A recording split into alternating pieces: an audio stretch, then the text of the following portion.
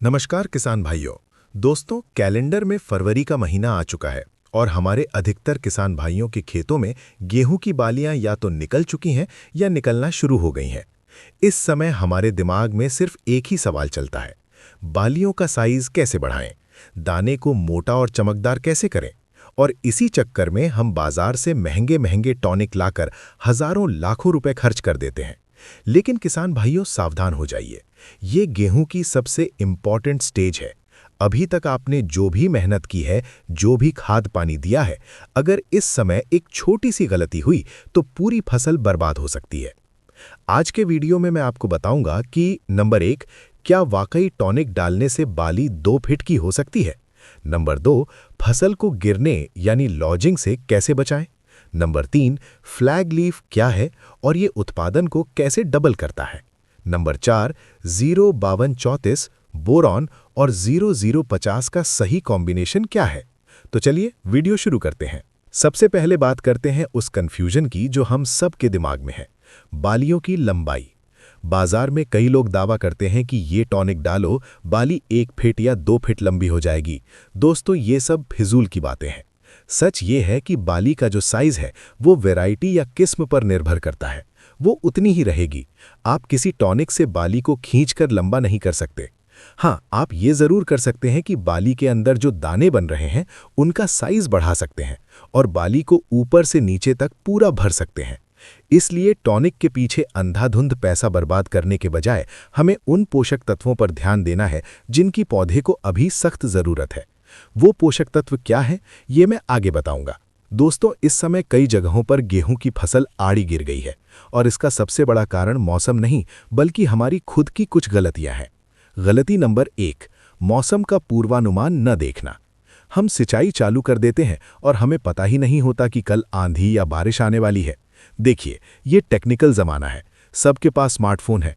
पानी चलाने से पहले गूगल पर अपने इलाके का वेदर सर्च करें, आपको अगले 10 दिन की जानकारी मिल जाएगी। अगर बारिश या तेज हवा की संभावना है तो सिंचाई रोक दें। अगर गीली मिट्टी में हवा चली तो फसल गिरना तय है। गलती नंबर 2, यूरिया यानी नाइट्रोजन का अंधाधुंध प्रयोग। हमारे किसान भाई पहले और दूसरे पानी पर यूरिया देते हैं, जो सही है, लेकिन गलती ये होती है कि हम तीसरे और चौथे पानी पर भी नाइट्रोजन यानी यूरिया का छिड़काव करते रहते हैं। ये हमारी सबसे बड़ी मूर्खता है। इस स्टेज पर अगर आप यूरिया देंगे तो पौधे की लंबाई जबरदस्ती बढ़ेगी, तना कमजोर होगा और फसल गिरने की संभावना 101% हो जाएगी। फसल गिर गई तो प्रकाश संश्लेषण रुकेगा, दाने 0 साइज के बनेंगे और उत्पादन गिर जाएगा। इसलिए बालियां निकलने के बाद यूरिया का प्रयोग बिल्कुल बंद कर दें। अब मैं आपको गेहूं के पौधे का सबसे जरूरी हिस्सा दिखाता हूं। ये देखिए, सबसे ऊपर वाली पत्ती, इसे कहते हैं फ्लैग लीफ। हम अक्सर बालियों को देखते हैं लेकिन पत्तियों को नज़रअंदाज कर देते हैं, जबकि सच ये है कि इस स्टेज पर पौधे का 50% भोजन यही अकेली पत्ती बनाती है। अगर ये पत्ती हरी भरी और स्वस्थ रहेगी तो ही आपकी बाली में दाना मोटा बनेगा। खतरा क्या है? जनवरी और फरवरी के महीने में येलो रस्ट या पीला रतुआ का खतरा सबसे ज्यादा होता है। अगर आपको इस पत्ती पर पीले रंग का पाउडर या बुरादा दिखाई दे तो समझ जाइए रोग आ चुका है। अगर ऐसा दिखे तो तुरंत प्रोपिकोनाजोल या टेबिकोनाजोल का छिड़काव करें। अगर ये पत्ती खराब हुई तो पौधा कमजोर हो जाएगा और दाना पिचक जाएगा। अब बात करते हैं समाधान की। बालियां निकल चुकी हैं, दाना मिल्किंग स्टेज में है। इस समय पौधे को सिर्फ 2 चीजों की भूख है, फास्फोरस और पोटाश। आपको 2 स्प्रे का ध्यान रखना है। स्प्रे नंबर 1, दाना भरने के लिए आपको लेना है NPK 05234। इसमें 52% फास्फोरस और 34% पोटाश है। इसके साथ आपको मिलाना है बोरॉन। सावधानी, NPK 05234 और बोरॉन का घोल अलग अलग बाल्टी में मिलाएं, फिर टंकी में मिलाएं। मात्रा 1 किलोग्राम NPK और 100 ग्राम बोरॉन प्रति एकड़ 150 लीटर पानी में।